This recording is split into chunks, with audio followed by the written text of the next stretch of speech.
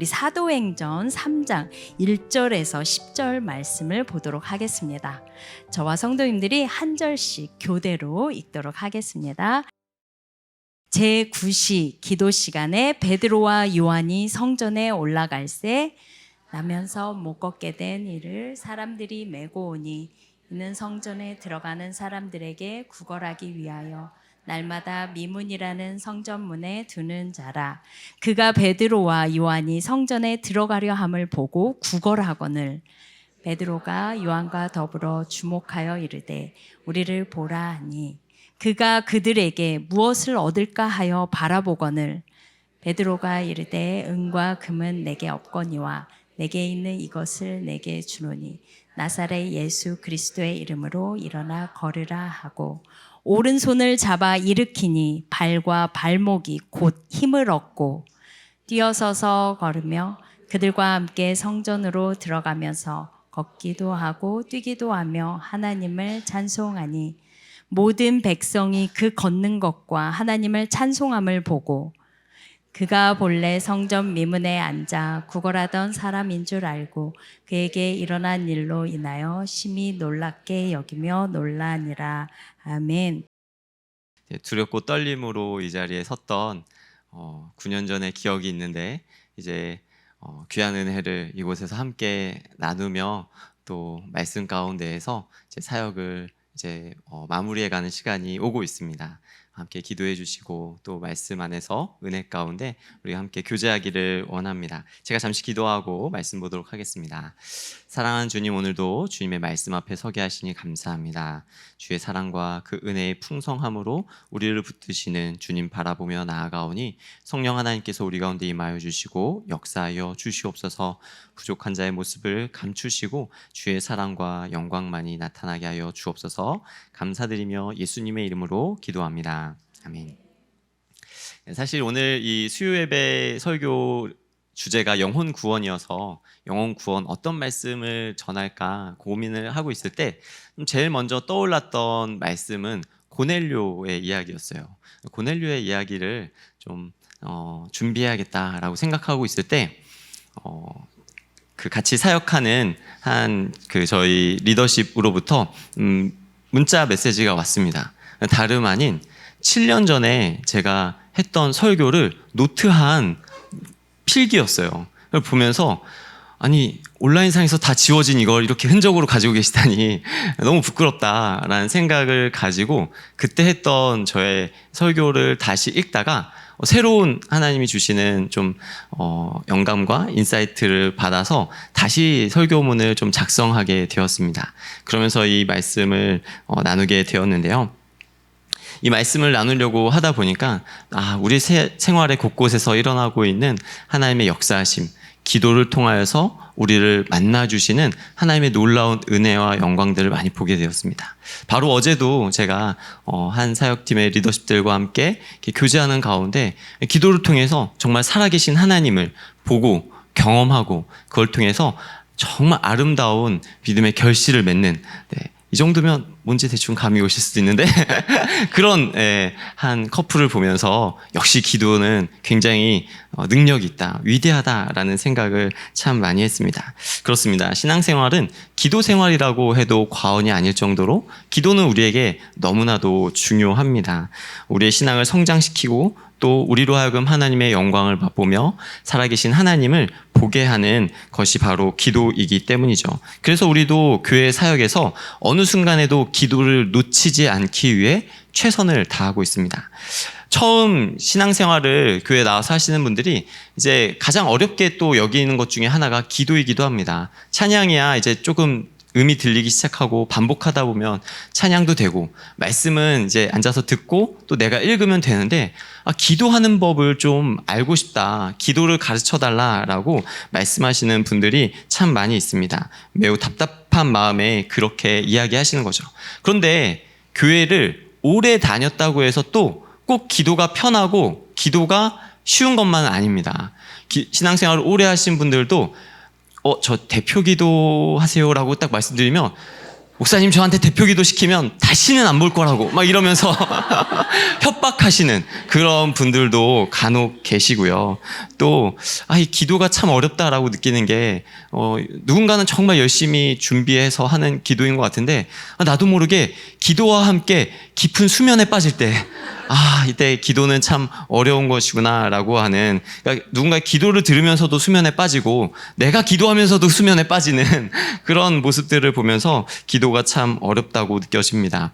순예배나 멘토링은 가이드가 있는데 기도 가이드는 없기 때문에 순장보다 멘토링 하는 것보다 더 어려운 게 멘티 만나서 기도하는 거라고 말씀하시는 그런 분들도 많이 들어보았습니다. 기도가 잘 되면 그것만큼 영적으로 우리에게 기쁜 것이 없고, 기도가 막히면 그것만큼 우리를 답답하게 만드는 것도 없습니다. 기도가 막혔는데 내가 지금 신앙생활이 너무 평안하다, 그렇다면 나의 영적인 상태를 다시 한번 점검해 봐야 하는 일이기도 합니다. 제자들도 예수님과 함께 있었을 때 이런 고민이 있었습니다. 나도 기도 잘하고 싶은데 예수님처럼 저렇게 밤이 새도록 기도하면서 뭔가 특별한 걸 받는 것 같은데 나도 좀 기도하고 싶은데 하면서 제자들이 열심으로 예수님을 따라다니면서 기도했어요. 그런데 안타깝게도 예수님을 따라가면 뭐합니까? 기도하면 졸린 거예요. 기도하면 나도 모르게 꾸벅꾸벅 졸고 있는 거예요. 예수님께 기도 좀 배우려고 예수님이 특별히 또 3명의 제자들 불러서 이렇게 데리고 가셔서 예수님 저 앞에서 기도하고 계시고 뒤에서 기도하다 보면은 꾸벅꾸벅 조니까 예수님이 오셔서 한 소리 하시잖아요. 네가 어찌하여 한시도 나와 함께 깨어있을 수가 없느냐. 근데 그때 참 안타까운 게 있어요. 분명히 좋은 건 베드로, 요한, 야고보 셋이 같이 졸았는데 예수님은 시몬아 그러면서 시몬만 부르셔요. 그래서 저는 그걸 보면서 옆에 있는 제자들이 그래 역시 졸 땐 자세가 중요해 이런 생각하지 않았을까. 티 안 나게 마치 기도하고 있는 것처럼 졸고 있던 2명의 제자들도 뭔가 이렇게 큰 찔림이 있으면서 졸고 있었단 말이죠. 그러면서 예수님이 또 우리의 연약한 육신을 위로하는 말씀도 하십니다. 마음은 원이로되 육신이 약하도다 라는 그 말씀이 원래 그렇게 적용하면 안 되는데 우리는 그 말씀으로 굉장한 위로를 얻곤 합니다. 제자들도 분명히 기도하고 싶었고 기도가 궁금했을 것입니다. 그런데 예수님이 계실 때 제자들은 기도하지 않았어요. 왜 그랬을까요? 예수님이 옆에 계시기 때문에 그렇습니다. 내가 기도하지 않아도 기도하는 예수님이 계시니까 그냥 마음이 편하고 따라가는 거예요. 마치 우리 순장님들이 정말 기도에 큰 부담감을 가지고 기도하지만 우리 순원들은 기도하는 순장님을 믿고 있는 것처럼 그러다 어느덧 갑자기 순장의 콜링을 받으면 가장 부담스러워 하시는 것이 순원대의 이름을 부르며 날마다 기도하겠습니다라는 그 순장의 선서가 무엇인지 알기 때문에 굉장히 큰 마음에 부담감을 느끼게 된다라고 하는 것입니다. 너무나도 슬프게 이제 기도하지 않을 수 없는 상황이 왔습니다. 예수님은 십자가에 못 박히셨고 죽으셨다 부활하셨고 승천하셨어요. 그러고 나서 제자들에게 유언과도 같이 남기신 말씀이 사도행전 1장 4절과 5절의 말씀입니다. 사도와 함께 모이사 그들에게 분부하여 이르시되 예루살렘을 떠나지 말고 내게서 들은 바 아버지께서 약속하신 것을 기다리라. 요한은 물로 세례를 베풀었으나 너희는 몇 날이 못되어 성령으로 세례를 받으리라 하셨느니라. 아멘. 예루살렘을 떠나지 말고 아버지께서 약속해 주신 성령을 기다리라 라고 말씀하셨어요. 청개구리 엄마는 끝까지 자식을 못 믿어서 유언을 반대로 했지만 예수님은 제자들을 믿고 제자들에게 지켜야 될 유언과도 같은 말씀을 주셨다라고 하는 겁니다. 그 예수님의 말씀을 끝까지 듣고 지킨 제자들, 성경은 그 제자들이 오로지 기도에 힘썼다라고 말씀하고 있습니다. 그리고 정말 몇 날이 안 되어서 기도하기 시작한 날 기도가 너무 풍성하게, 기도가 정말 성령 안에서 되는 것을 그들이 경험합니다. 바로 오순절 성령 강림 사건이었죠. 그날 그 자리에 모인 사람들은 마치 술 취한 사람들처럼 새 방언으로 기도를 하며 하나님의 살아계심을, 예수 그리스도의 구원의 복음을 전하는 자들이 되었습니다. 여러분, 우리도 기도가 열리기 시작한 날이 있지 않나요? 내가 예수님을 처음 만나서 예수 그리스도를 나의 구주로 영접한 날이 그날일 수도 있고요. 은혜를 사모함으로 기도의 자리에, 예배의 자리에 열심으로 나아오다 보니 기도가 열린 사람도 있을 것입니다. 정말 내가 구하지 않았는데도 성령 받고 방언 받아서 기도의 문이 열려서 뜨겁게 기도가 시작된 분도 있을 것이고, 방언이 없이도 깊은 기도의 세계에 들어가 기도하시는 분들이 참 많이 있습니다. 중요한 것은 기도의 문이 열리기 시작하면 기도하는 시간이 즐거워지고 기도하는 시간을 향해서 우리가 달려나가게 된다는 것입니다. 기도하러 가는 것이 우리의 의무감이나 책임감 때문이 아니라 그냥 시간만 되면 기도하는 자리에 가는 것이 우리의 마음을 너무 기쁘게 한다라고 하는 것이죠. 여러분은 언제 어디에서 이런 기도를 하십니까? 간절히 기도하고 기도의 자리를 향해서 기쁨으로 나아갔던 그런 기도의 추억과 기도의 자리가 있으신가요? 저도 그렇게 하나님 앞에 기쁨으로 계속 나아가며 기도하였던 기도의 시즌들이 있었던 것 같아요. 저희 대학원에는 그 기도 굴이 있었어요. 순복음 교단에 걸맞는 기도 굴이 있는데, 사실 뭐 한 평밖에 안 되는 그 기도굴에 들어가면은 쾌쾌한 냄새가 가득 납니다. 그런데 그 기도굴에 가는 거를 너무 좋아해가지고 하루에 정말 3번씩 기도하러 갔었어요. 한 번은 정말 기도하러 갔고요. 한 번은 선배들의 눈을 피해서 낮잠 자러도 갔습니다. 군목시험을 공부할 때 공부 안 하고 졸고 있으면 혼나는데, 기도하러 갔다고 하면은 패스가 되는 거예요. 기도하러 가자. 그래서 그렇게 기도하기도 하고, 또 너무 답답하고 힘들기도 해서 기도하는 자리에 갔을 때 그 기도의 자리의 추억들이 많이 떠오릅니다. 7층 기도실에 기도하러 올라오시는 성도님들의 모습을 볼 때마다 그런 생각이 들어요. 하나님께서 기도를 통하여서 새로운 시즌을 열고 계시는구나. 그 특별한 믿음의 걸음에 순종으로 나아가는 분들의 모습을 볼 때 참 특별함을 느끼고 경험하게 됩니다. 오늘 1절 말씀에 보면 베드로와 요한은 하루 3번 3시와 6시와 9시, 오늘로 치면 오전 9시, 정오 12시, 오후 3시에 기도하러 올라갔다라고 말합니다. 우리가 사실 기도를 새벽에 기도하고 밤에 잠들기 전에 기도하는 것은 잘 할 수 있는데, 오후 3시에 기도하러 가는 것은 쉽지 않아요. 왜냐하면 가장 바쁘게 뭔가 보내던 시간을 딱 멈추고 가서 기도해야 되기 때문이죠. 그럼 베드로와 요한이 시간이 많이 남아서 이렇게 기도했을까요? 그렇지 않습니다. 우리는 시간이 많이 남아도 기도하지 않습니다. 그러면 그들이 기도하는 전통에 따라서 가는 습관 때문이었을까요? 어느 정도 맞을 것 같습니다. 하지만 성전을 향해 기도하러 가는 이들의 걸음은요, 전통과 습관을 따르는 사람들과는 좀 다른 특별함이 있었음을 오늘 말씀은 우리에게 보여주고 있습니다. 요한복음 14장 19절에서 20절의 말씀을 한번 다 같이 읽어보도록 하겠습니다. 조금 있으면 세상은 다시 나를 보지 못할 것이로되 너희는 나를 보리니 이는 내가 살아있고 너도 살아있겠음이라. 그날에는 내가 아버지 안에, 내가 내 안에, 내가 너희 안에 있는 것을 너희가 알리라.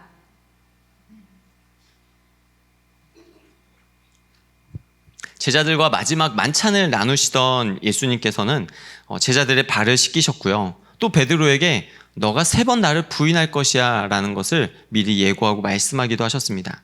그리고 예수님이 이제는 나는 아버지께로 가야 돼 라고 말씀하셨죠. 이 모든 일들이 그냥 너무 황당하기만 하고, 도대체 오늘 예수님은 오늘 밤 왜 이러시는 거야?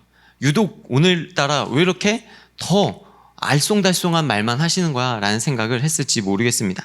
그러면서 기도에 대해 또 가르쳐 주셨는데요. 너희가 내 이름으로 무엇이든지 구하라. 그리하면 내가 너희에게 시행할 것이다 라고 약속하시며 보혜사 성령께서 너희와 함께 하실 것이라 말씀하셨죠. 그리고 나온 말씀이 방금 읽은 14장 19절과 20절의 말씀입니다. 예수님께서 승천하신 이후에 이제 세상은 다시 나를 볼 수 없을 것이다.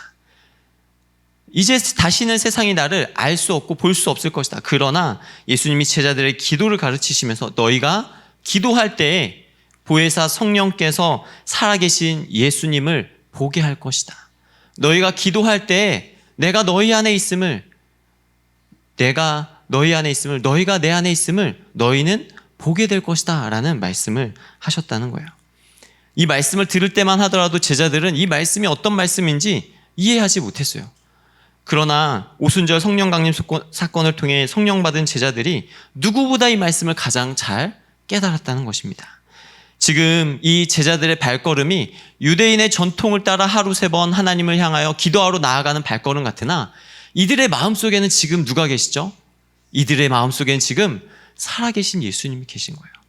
바로 며칠 전까지 내 옆에 계셨고 바로 얼마 전까지 나에게 말씀에 대해 풀어 설명하시고 가르치시던 그 예수님이 약속하신 성령을 통하여서 이제 세상은 나를 볼 수 없을 것이나 너희는 나를 다시 보게 될 것이다. 보혜사 성령께서 기도할 때 너희로 하여금 나를 보게 할 것이고 내가 너에게 이런 말을 알게 하실 것이고 너에게 이런 말들을 깨닫게 하실 것이라는 말씀이 무엇인지 이들은 기도하며 깨닫게 된 것입니다. 아, 우리 눈앞에서 예수님 승천하셨지만 그 예수님 지금 내 안에 계시는구나. 그 살아계신 예수님이 지금 나와 함께하고 계시는구나를 이 제자들은 기도하러 가면서 알게 되고 보게 되었다는 것입니다. 살아계신 예수님을 만나러 가는 그들의 발걸음이 얼마나 가벼웠을지 한번 상상해 보시기 바랍니다. 사랑하는 예수님을 만나러 가는 그들의 발걸음이 얼마나 기대됐을지 한번 기억해 보시기 바랍니다. 와, 오늘은 우리가 기도하면 또 무엇을 말씀해 주실까? 무엇을 또 생각나게 하실까? 우리가 기도하고 나누고 말씀 묵상하고 우리 서로 나누는 것처럼 이 제자들도 기도하러 9시에도 가고 12시에도 가고 3시에도 가는데 계속 기도하면서 그들과 함께 하시는 그 예수님을 나누는 것에 여념이 없었던 거예요. 사랑하는 사람을 만나러 가는 발걸음은 언제나 가볍습니다. 우리 주변에도 그렇게 피곤한데도 자기가 좋아하는 사람, 자기가 사랑하는 거 할 때 그 사람의 발걸음이 가벼워지고 막 열심을 내는 것을 보게 되지 않습니까?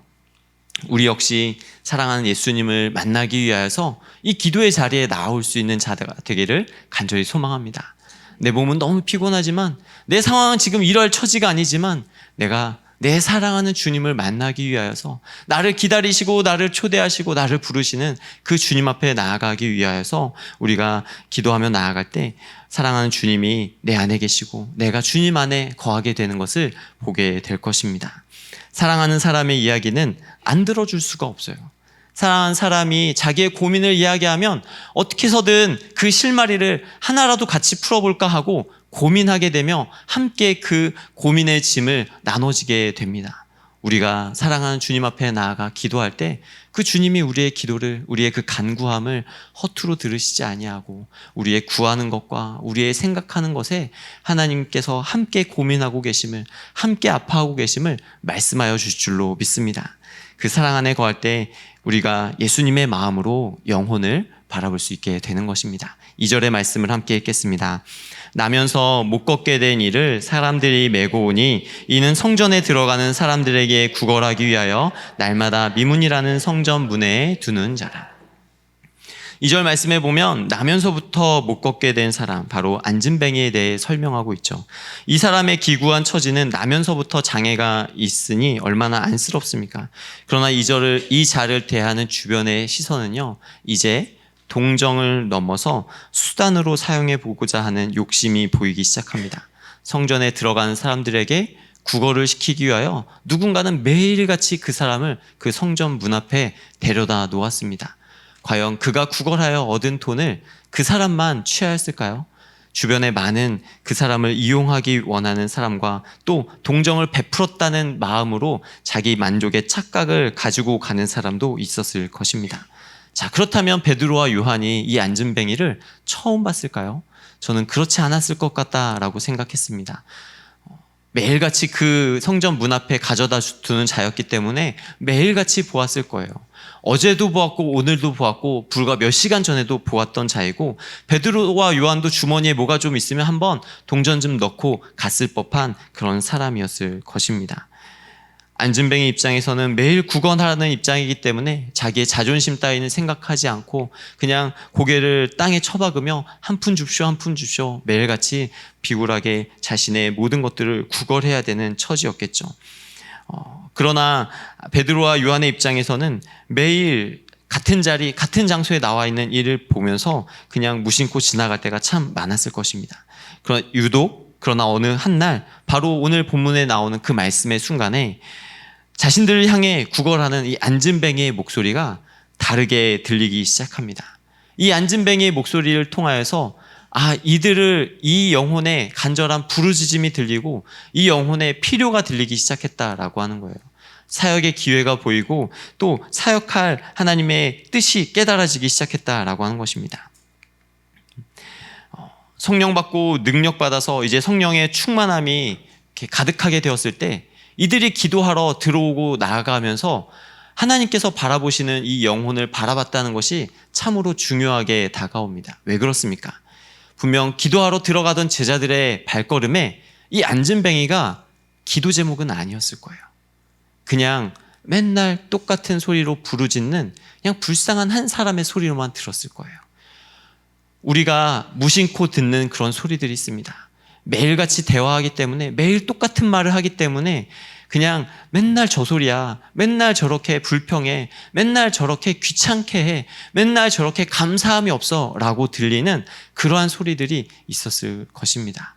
그런데 오늘 하필 베드로와 요한에게 이 안진뱅이의 그 목소리는 불평스럽고 짜증스럽고 자신들을 귀찮게 하는 목소리가 아니라 하나님께서 찾으시는 한 영혼의 부르짖음으로 들렸다라고 하는 것이 중요합니다.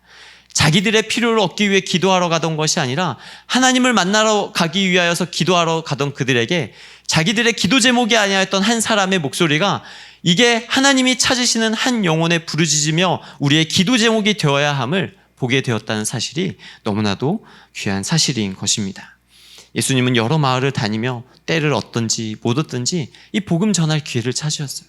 사역의 기회를 보셨습니다. 수가성 사마리아 여인과 만남에서는 정오에 물을 기르러 오는 여인에게 물 좀 달라 말하면서 사역의 기회를 얻으셨고, 돌 감람나무 위에 올라가 있는 삭개오를 향하여서는 내가 너희 집에 유하겠다라고 말씀하시면서 그 나무 위에 올라가 있는 자의 모습과 처지를 보며 사역의 기회를 삼으셨습니다.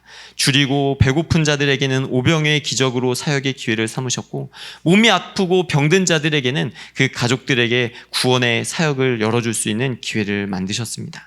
예수님의 사역을 살펴보면 어디에서든지 누구에게서든지 그들의 필요를 채워주고 그들의 병든 것들을 고쳐주시면서 그들의 영혼을 귀하게 여기고 계신 하나님의 마음을 보여주셨고 나타내셨고 그들에게 꼭 필요한 구원의 말씀과 복음을 선포하셨다라고 하는 것입니다.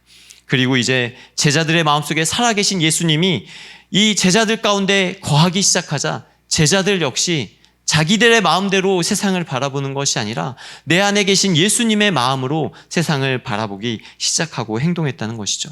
6절의 말씀을 한번 나누도록 하겠습니다. 베드로가 이르되 은과 금은 내게 없거니와 내게 있는 것을 내게 주노니 나사렛 예수 그리스도의 이름으로 일어나 걸으라 하고, 성전 미문에 앉아 있던 안진뱅이나 기도 시간마다 성전문을 지나던 베드로나 요한에게 어떤 특별한 변화는 사실 없었습니다. 안진뱅이도 늘상 똑같은 걸 구걸했고 베드로와 요한도 늘 다니던 길로 다녔어요. 그러나 살아계신 예수님이 거하실 때 그 안진뱅이를 찾으시는 하나님의 음성을, 하나님의 마음을 베드로와 요한이 느끼기 시작했다라고 하는 것입니다. 사랑하는 우리 성도님들 가운데에도 우리에게 들려오는 수많은 소리 중에서 하나님이 찾으시는 그 영혼 구원의 목소리를 듣게 되는 그러한 은혜가 있기를 간절히 축원합니다. 한 푼 달라 구걸하는 소리는 반가운 소리도 아름다운 소리도 아니었습니다. 그러나 내 안에 살아계신 예수님이 계실 때 베드로는 그 안진뱅이를 향하여서 그 목소리가 나를 좀 구원해달라고 간절하게 부르짖고 외치는 소리로 변하게 되었다는 것입니다. 오늘 우리에게도 들려오는 수많은 세상의 그 부르짖음 속에서 하나님께서 우리에게 부탁하시는 한 영혼의 목소리를 듣게 되는 그 은혜가 있기를 간절히 축원합니다. 사실 사역을 하면서 저도 이 영혼을 사랑한다는 것이 참 많이 어려웠던 것 같아요.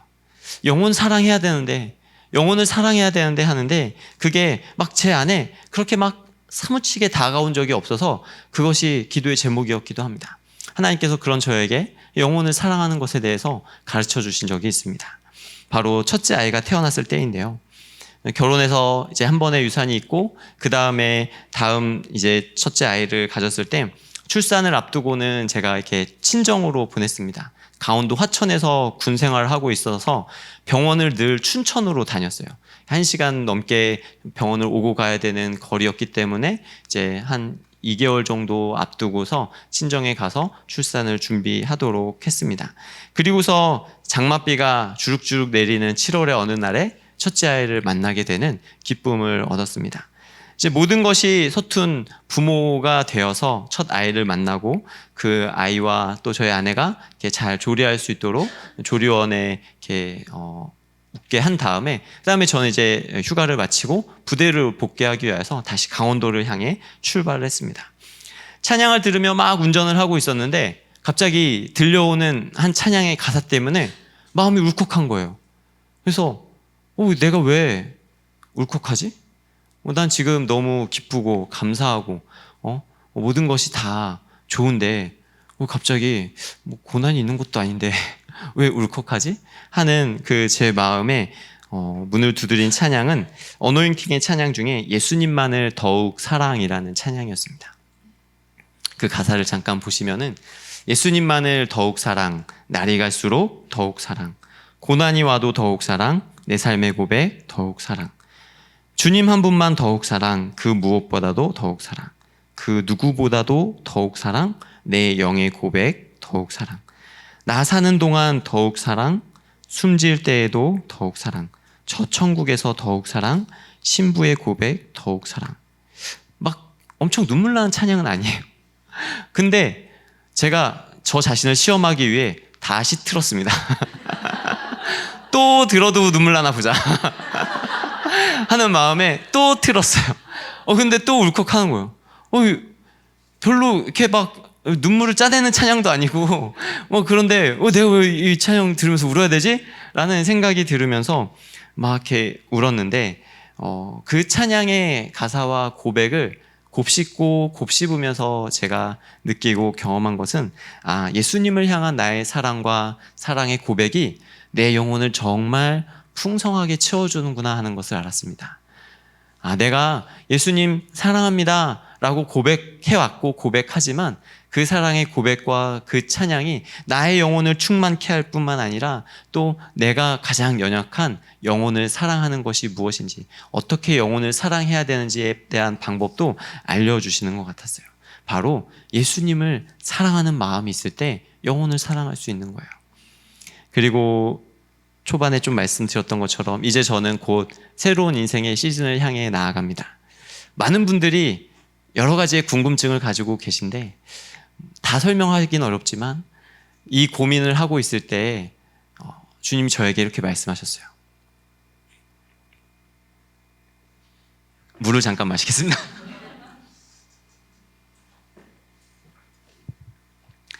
아들아, 너에게 시간이 주어졌으니 이제 최선을 다해서 너에게 맡겨진 양들을 진심으로 사랑하고 섬기기를 원한다. 어쩌면 너무 많은 고민 가운데 있던 저에게 가장 명확한 걸 말씀하시는 것 같았어요. 내가 너무 많은 것들을 바라보고 있구나. 하나님이 바라보시는 것은 한 영혼을 정말 하나님처럼, 하나님의 마음처럼 사랑하고 섬기기를 원하시는구나 하는 그 마음, 그것을 깨달았습니다. 베드로와 요한이 안진뱅이에게 주고자 했던 것이 무엇일까요? 그것은 바로 그 영혼을 사랑하시는 하나님 아버지의 마음입니다. 그들 안에 함께 하고 계시는 예수님의 사랑인 것입니다. 그래서 그들은 무엇을 더 줄까 하여 우리를 보라 했으니까 그 안진뱅이도 베드로와 요한을 봤어요.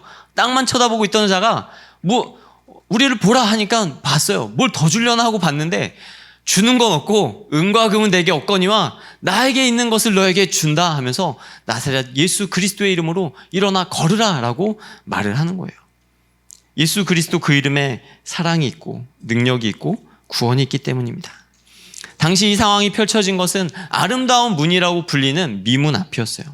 아름다운 문인데 보이는 것만 아름다운 거예요. 황동과 은과 금으로 만들어진 23m의 그 큰 화려한 문은요, 성전 문 앞을 들어오고 나아가는 자들이 하나님의 부유하심과 풍성하심을 느끼고 경험하라고 그렇게 아름답게 만들어놨지만 세상적인 아름다움은 가득했지만 그뿐이었고 그 누구도 그 안진뱅이에게 영혼을 구원하기 위하여 영원한 생명을 전하기 위하여 다가가는 자가 없었다라고 하는 것입니다.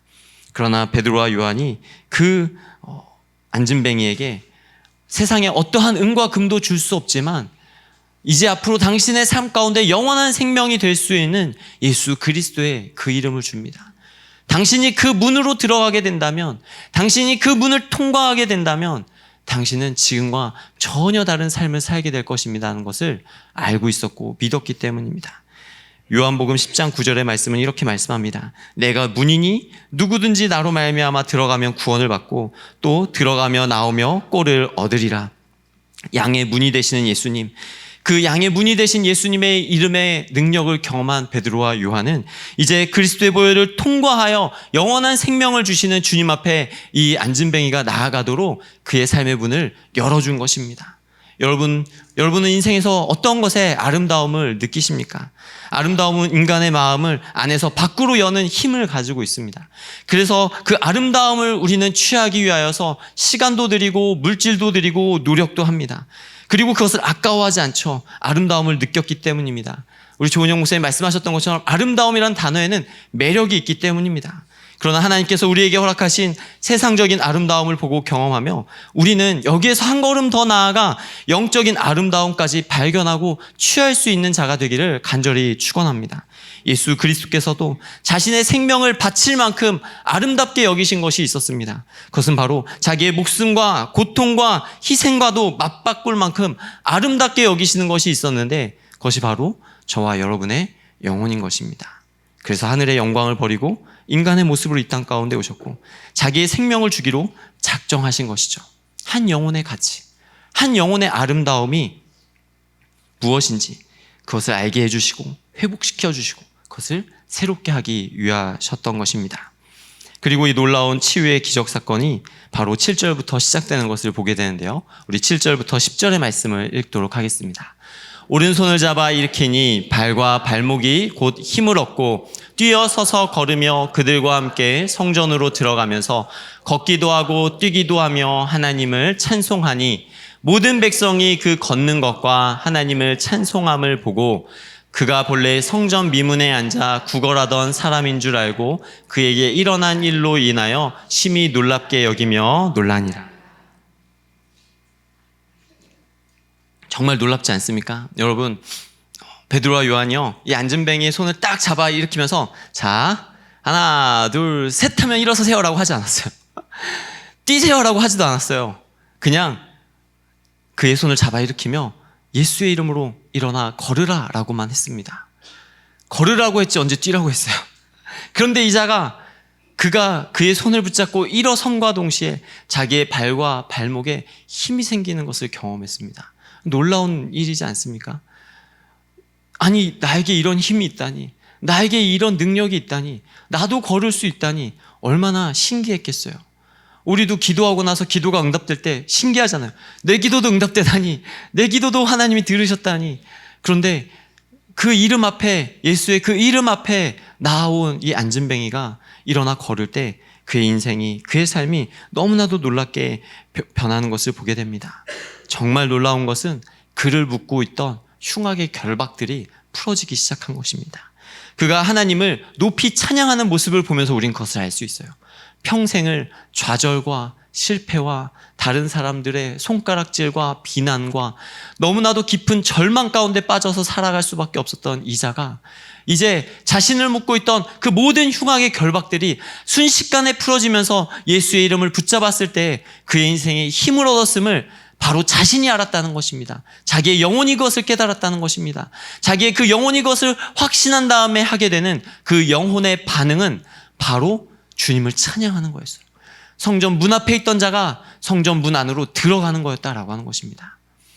우리가 꿈꾸며 우리가 바라는 영혼 구원의 모습이 정말 너무 아름답게 나와 있는 모습이지 않습니까? 제발 주차장만이라도 와라. 제발 S카페 앞에서라도 들어라 하는 이런 마음. 그런데 그 자가 이제 성전 문 안으로 들어와서 걷기도 하며 뛰기도 하며 하나님을 찬양하는 놀라운 영적의 변화는 예수의 이름 앞에 있었다라고 하는 것입니다. 그 어떤 지혜도 그 어떤 권면도 아닌 예수의 이름 앞에 그가 나아올 때 하나님께서 그를 묶고 있던 모든 어둠과 저주와 사망의 권세들을 풀어주시고 영적인 자유함과 기쁨과 하나님을 높이는 그 구원의 즐거움을 참여하는 자가 되게 하셨다는 것입니다. 이것이 영혼 구원의 기쁨인 줄로 믿습니다. 하나님께서는 우리 영혼을 구원하시고 전 인격을 새롭게 하시며 과거의 상처와 현재의 고난으로부터 자유케 하실 때 우리는 세상에 충격을 주는 자가 될 것입니다. 모든 사람들이 보고 놀랍게 여겼다라고 말씀하는 것이죠. 하나님은 오늘도 우리에게 동일한 그 이름 예수 그리스도를 주셨습니다. 그 이름의 능력과 그 이름의 소망을 허락하셨습니다. 혹시 오늘 이 시간에 우리의 몸과 마음이 힘들고 지친 사람들이 있다면 변치 않는 주님의 사랑과 거룩한 보혈의 공로에 의지하여서 예수의 이름으로 나는 일어서리라 고백하며 선포하는 자가 되기를 간절히 소망합니다.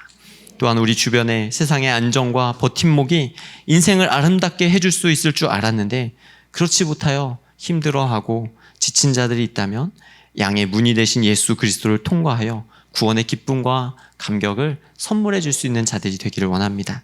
그래야 십자가 단단히 붙잡고 날마다 이기며 나가세. 머리에 면류관 쓰고서 주 앞에 찬양할 때까지, 그때까지 우리가 함께 영광의 주님 앞에 서기를 간절히 축원합니다.